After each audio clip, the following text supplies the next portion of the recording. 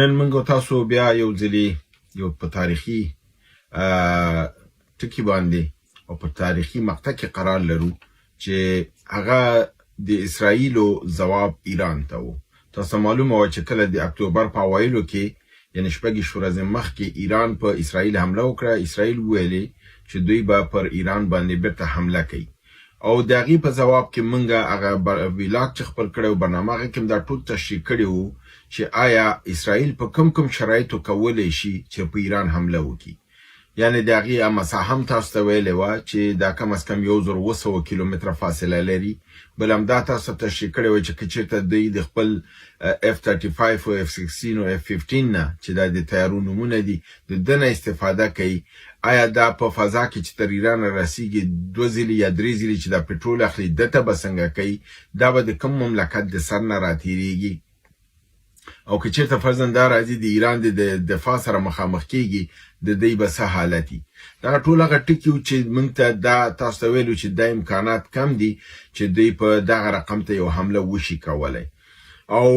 که چیرته دوی بل لار ګوري هغه لار به کم وي. د سعودي لار موږ تاسو ویلو چې هغه ډیره وګده ده، هغه د 100 کیلومتره د دې لارې نه زیاتره ده. نو په دې حساب باندې هغه امکانات هم کوو دغه ته ډیر پټرول لګیدل، مصارف زیاتېدل او امکانات کمیدل. نو اوس دغه موضوع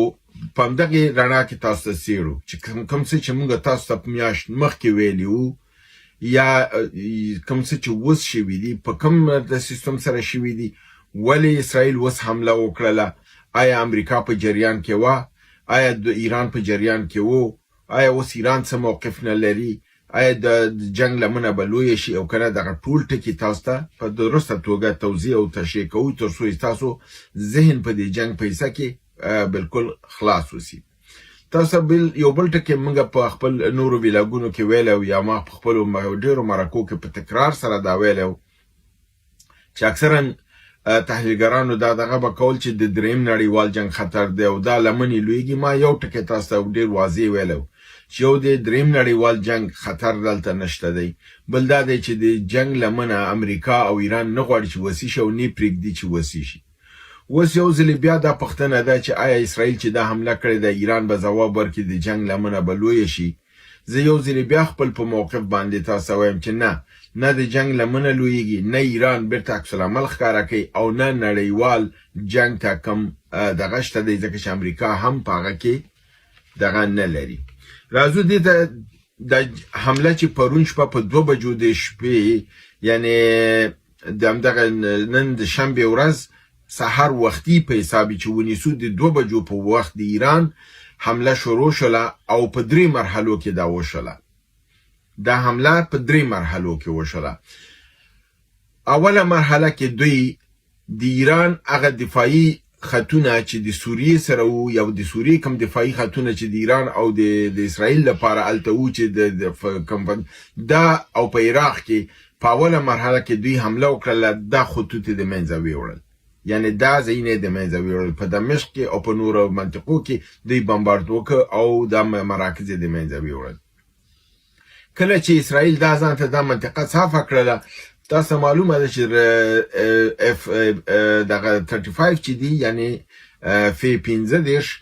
دا پر رادار کې نه راځي او دا رادار سیستم ډیر ممالک نه لري چې F-35 پر رادار کې راولي، حتی ایران هم نه لري. نو د دې لپاره د سوریې او د عراق د فضا نه د دې تیارو راتګ کوم مشکل نه درلوده.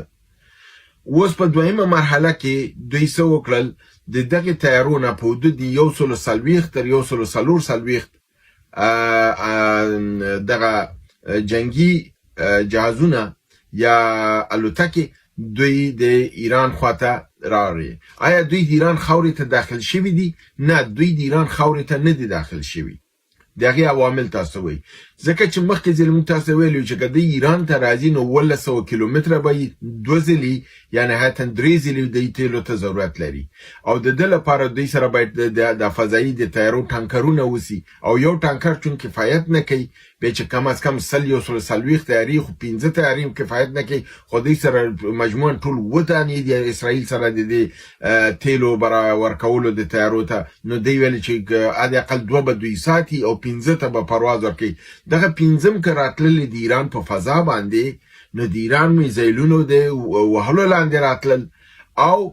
دا دوی ته یو ستونزه وه. بل دا ده چې 140 تیارې که چېرته د ایران په فضا راغلی وی او راغلی نو د ده نه ولې یو تیاره ونه لوېدله، ولې د سیستم د دفاعي د ایران کار ونه کړ. هغې دغه فرضاً که چېرته 1% د دغه تیارو نه 1% 99% که فرضاً ایرانیان ناکامه وی او 1% یو دغه برابر شوی نو د معنی چې دوی باید 2 تیارې غورځولی وی. هیڅ تیاره نه ده غورځېدلې. علت یې څه دی چې دغه تیارې ایران ته نه دي داخلي شوي، ځکه چې خپله اسرائیل وایي چې زموږ تیارو 1500 کیلومتره سفر کړی دی. د ایران او د اسرائیل فاصله ده 1200 کیلومتره. تګ و راتګ یې کېږي څه کم 4000 یا دغه 3500 کیلومتره کېږي. نو چېرته که دا تللی وی راغلی نو 3500 کیلومتره باید فاصله وهلی وی. دی چې وایي چې 1500 کیلومتره فاصله وهلی معنی دا ده چې دا د شمال د خوا نه په تهران راغلی د سوریې د لارې نه راغلی او تر سوریې تر سرحده پورې 200 کیلومتره لاره ده. او کله چې په د جنوب منطقې باندې راغلی د عراق د خوا نه راغلی د هغې ځینې هم مساحه په حدود د 200 کیلومتره ده. نو دی تیارې 200 کیلومتره راغلی ایران ته داخلي شوي نه دي. د دغې ځینې هغه مراکز چې دوی هدف درلوده هغه دوی د دې ځینه په میزایلونو وهلي دي او تیارې بیرته د دې ځینه ګرځېدلي دي او تللی دي. او کوم ټانکرونه د تیل چې دوی سره په فضا کې راغلي وو هماغه د سوریې په فضا کې ودرېدلي دي. یو ځلې دوی ته د تیلو ضرورت شوی دی، یو ځلې تیل ورته ورکړي دي. دا مسله یعنی واضح شي، حل شي، ځکه دا خبره موږ یو میاشت مخکې کړې وه. خپل د خبرو په تسلسل باندې تاسو دا خبره کوو چې موږ کوم خبره تحلیل او دا کوو هغه بعداً هم خپل تسلسل باید ولري. که فرضاً زمون خبره ماته شوی وي، غلطه ثابته شوی، دغه دلایل به موږ تاسو ته ویل چې په دې دلیل زمون خبره غلطه وه. که فرضاً زمون خبره و صحیح ثابته شوی ده دغه دلایل موجود دي چې خلک وایي چې ایران باندې حمله هم کړې، تیارې هم لیږلې، نو تیارې ولې نه ده لګېدلې؟ نو د دې دلیل دا دی چې د ایران ته نه دي داخل شوي. بله خبره دا ده چې دوی خلک دا وایي چې د ایران سره خو د F-35 د وهلو میزایل و چې هغه S-400 یعنی S-400 S-400 چې روسیې ورکه چې دغه F-35 د وهلو لپاره او تیره برنامه کې ما تاسو ته ویلي چې اسرائیل کېدی شي چې F-35 هم ایران ته ونه شي لیږلی ځکه چې S-400 چې دی دا F-35 وهي. نو د ده لپاره اوس پوښتنه دا ده چې خیر آیا اوس S-400 دوی ولې استعمال نه کړ؟ هغه د لپاره استعمال نه کړ چې دوی 200 کیلومتره تر سرحد د سوریې راغلي، نور دغه متبقي 1000 کیلومتره نور دننه نه دی راغلي. نو او دا S-400 چې دی دا 400 کیلومتره وهل کوي. یعنی کوم ځینه چې پرواز کوي خپل هدف خپل موخه چې ده 400 کیلومتره ځان نه لري وهي.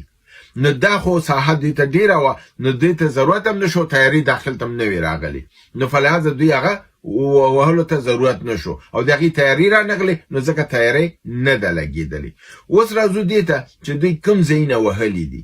دوی وایي چې موږ 20 نظامي اهداف چې په 3 لویو ښارونو کې وو هغه موږ هدف نیولي دي او هغې کې هغه وهلي، چې په هغې کې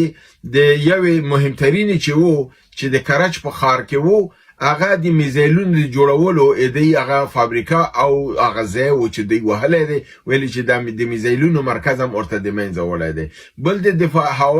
دفاعي دغه مراکز دی چې موږ ورته وهلي چې د دوی دفاعي مراکز نور کار ونه کړي هغه هم ورته د منځه وړي دي. او همدارنګې نور سایټونه چې په 3 ښارونو کې 20 مراکز دوی وایي موږ وهلي دي. ایران ادعا لري چې زمونږ دی عمل کړی دی، عملیات کړی، خو خسارات نشته دی، تلفات نشته دی، زمونږ ته مشکل زیات نه دی راپېښ شوی، ستونزه نه ده راغلې او خلک او تباهي ډیره نه ده شوې. او موږ د دوی میزایلونه او هغه راکټونه چې دي هغه په فضا کې خنثی کړي دي. فرض وکړو چې د اسرائیل دا ده چې موږ ډیر زیات خسارات اړولي او د ایران دا دی چې نه خسارات یې نه دي اړولي. د ولې دا توپیر دی هغه علت دا دی چې هغه غواړي خپل خلکو ته اطمینان ورکړي چې موږ هغه د ایران باندې حمله وکړله او ایران تم صدمه ورسوله او ډیره صدمه ورسوله او ایران کوشش دا دی چې وایي چې حمله وشوله غټه نه وه ضعیفه وه او کوم ځای چې غوښتل وي هغه موږ د منځه ویوړل راکټونه صدمه ډیره نه رسېدلې او بل علت دا دی چې غواړي په آینده کې د ده ځواب ورنکړي ځکه چې ځواب ورکول د جنګ لمنه لویي او دوی نه غواړي جنګ لمنه لوی شي په لحاظه په دې دلیل دوی دا وایي چې موږ دغه چې دی دا خنثی کړي دي موږ ته ډېر صدمه نه ده رسېدلې. اوس راځو سیاسي اړخونو ته. په سیاسي اړخونو کې اسرائیل مخکې د حملې نه دا د اکسس د راپور په اساس دی. اکسس یو ډیپلوماټیکه بین المللي لویه مرجع ده چې هغه وایي چې د اسرائیل د پولند وزیر خارجه په ذریعه باندې د ایران وزیر خارجه ته اطلاع ورکړې وه چې موږ به حمله د نن د شنبې په ورځ یعنی 26 د اکتوبر باندې به کوو او ستاسو دغه ځایونه به درته وهو خو دی ورسره ویلو چې خسارات به دومره ډېر درته نه تاسو بیرته به حمله نه کوئ. دا یو خبره یاد ساتئ. یعنی مخکې د حملې نه د پولند وزیر خارجه په ذریعه ایران ته اطلاع ورکړل شوه چې حمله به کوو دغه ځایونه درته وهو خسارات به ډېر نه تاسو بیرته بیا کوشش وکړئ چې حمله ونه کړئ چې دا همدلته خاموشه شي. دویمه خبر دا ده چې وال سټریټ اخبار د امریکا هغه دغه کړی چې امریکایان د دنه راضي دي چې اسرائیل خپل د قصور لپاره په ایران باندې حمله کړې ده خو هغه شان چې موږ ورته ویلو چې نفتو او د اټومي مرکز مو هغه خبره منلې ده هغه کار نه دی کړی او بل دا دی چې دوی خپل بدل واخیسته خو دومره خسارات ایران ته نه دي رسېدلي ایران باید د ده ځواب ورنکړي او دوی د ده بابت نه مطمئنه دي. دا دوه خبرې. دریمه خبره دا ده چې ایران پس د دې عملیاتو نه چې دویمه مرحله مو شوله دریمه مرحله مو شوله دا درې مرحلو نه پس ایران اعلان وکړ چې دومره زیات خسارات نه دي رسېدلي موږ به د دفاع لپاره آمادګي لرو خو د خفیه د ډیپلوماټیکو چینلونو نه د اسرائیلو ته د عربي دیپلوماتانو په ذریعه اطلاع ورکړې ده چې موږ خسارات کمو موږ کېدای شي عکس العمل ښکاره نه کړو او دا موضوع همدلته به ختمه شي.